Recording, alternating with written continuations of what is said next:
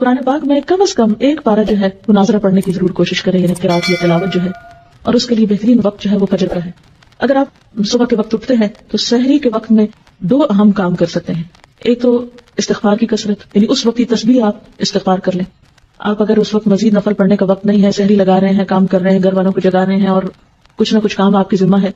تو چلتے پھرتے استغفار کو لازم کر لیں، کیونکہ تیسرے پارے میں آپ نے پڑھا تھا سحری کے وقت وہ استغفار کرتے ہیں، تو اس وقت آپ کثرت سے استغفار کریں۔ دوسری بات، وہ جو سورۃ آل عمران کا آخری رکوع حضور صلی اللہ علیہ وسلم سویرے اٹھ کے وضو سے پہلے پڑھتے تھے، کوشش کریں کہ اسی طرح پڑھ سکے۔ اگر زبانی یاد کر لیں تو بہت اچھا ہے، اگر نہیں بھی تو کہیں پر لکھ کر لگا دیں اور اس کو پڑھیں، کیونکہ یہ سنت پر عمل ہو جائے گا۔ اب ہوتا کیا کہ عام طور پر خواتین کیا کرتی ہیں،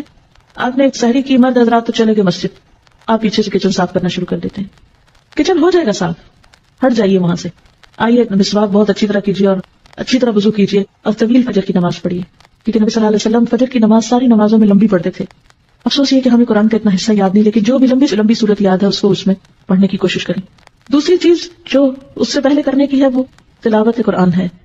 ان قرآن الفجر کان مشہودا، اس کو مس نہ ہونے دیں، جتنی توفیق ہے۔ جو لوگ زیادہ تیز پڑھ سکتے ہیں وہ کم از کم پارہ پڑھ سکتے ہیں، زیادہ بھی پڑھ سکتے ہیں، تو سورج نکلنے سے پہلے تک آپ کیا کریں، فجر کی نماز اور تلاوت میں وہ وقت گزاریں، تو بہت عبادت کا بہترین وقت ہے۔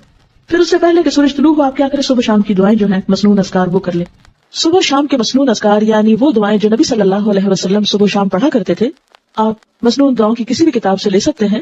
اس سلسلے میں ایک کتاب وَإِيَّاكَ نَسْتَعِينُ کے نام سے الہدیٰ سے شائع کی گئی ہے۔ اس میں ان دعاؤں کی سند، فضیلت، پڑھنے کا طریقہ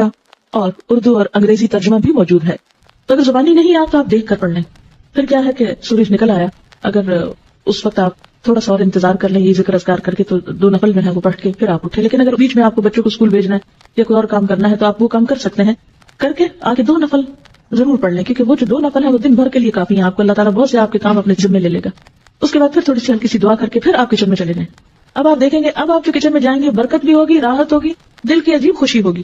لیکن جب ہم دنیا کے کاموں کو ترجیح دیتے ہیں اور عبادات کو پس پش ڈالتے ہیں، پہلے وہ پکانے کھانے میں لگے رہے، پھر سنبھالنے میں لگے رہے، پھر جب نماز کو وہ سورج نکلنے والا ہو گیا جلدی جلدی نماز پڑھی، اس نماز میں کوئی لذت نہیں،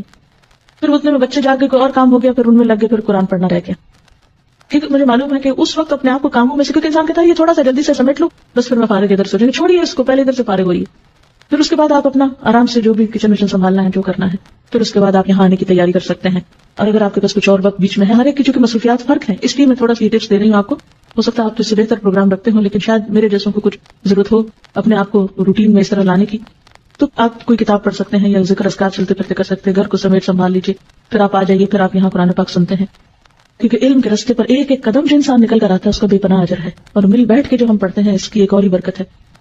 اور پھر اس کے بعد آپ یہاں اگر کوشش کریں ظہر کی نماز پڑھ کر جائیں، اگر یہاں نہیں تو گھر جا کر فوراً ہی پھر آپ ظہر کی نماز پڑھیں، اور پھر اس کے بعد یہ ہے کہ اگر آرام کرنا ہے کچھ دیر آرام کر لیں تاکہ پھر شام کی عبادت جو ہے رات کی اچھی ہو،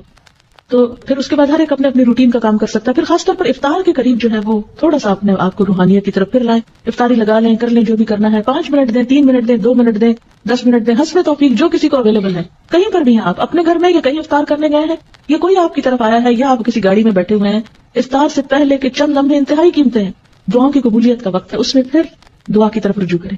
اور جو دعاؤں کی کتاب جیسے قرآن اور مسنون اذکار کی کتاب اگر آپ کے پاس ہو تو اس میں سے اگر آپ ساری پڑھ لیں تو پڑھ لیں، ساری نہیں پڑھ سکتے تو 5-7 پڑھ لیں، پھر اگلے دن اگلی 5-7، جتنا جس کو توفیق ہے۔ ہر ایک کے حالات ایک جیسے نہیں، کچھ کے بچے بہت چھوٹے ہوتے ہیں، کچھ لوگ ہر چیز سے فارغ ہوتے ہیں، اب جن کے پاس جتنی فراغت ہے اتنا ان کا حساب ہے، تو وہ اتنا زیادہ آپ توجہ دیں۔